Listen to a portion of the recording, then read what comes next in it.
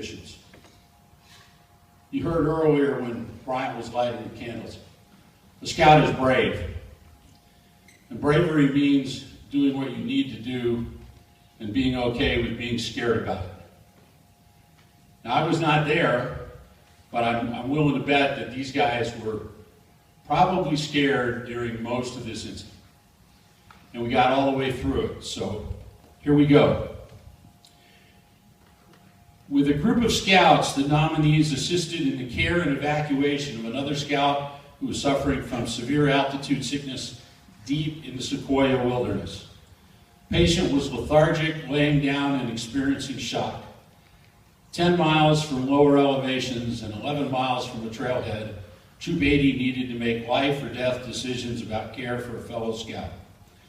Trained adults were able to administer first aid, but several scouts played extraordinary roles in decision-making, planning backup options, assisting first aid, constructing a stretcher, clearing and building a transport path across the mountain stream, and marking a helicopter landing zone.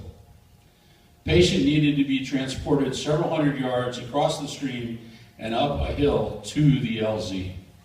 Truly a group effort. Because one adult was tending the patient and the other adult was rushing to a trailhead in case communications were not getting out. The scouts were given general instructions and operated on their own. Training for these types of events surfaced in several places. Leadership in a stressful situation, respect for command structure, calm maturity, improvising with materials on hand, assisting adults with first aid, concise communications, and great teamwork.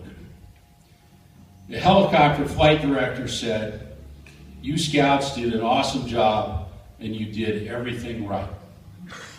Now, specifically, I'd like to ask Ryan Sy to come forward, please. Ryan was the youngest scout on the trip, having just turned 12, and we don't think he'll easily forget building a stretcher, creating a creek crossing, and carrying his fellow scout. His most significant assistance, though, was probably providing the dynamic signal from the middle of the meadow so that the helicopter could easily spot him. He took a cut-up space blanket and waved it from the center of the laid-down markers as the helicopter came into view. Next, I'd like to ask Jacob Tome to join Ryan.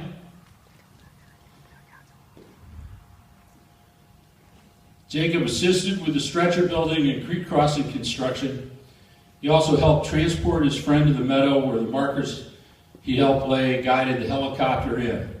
In this emergency, Jacob assumed a very mature attitude and carried out several requests from the adult caregiver who could not give him more detailed instruction. Kerry Higgins, please come forward and join your fellow scouts.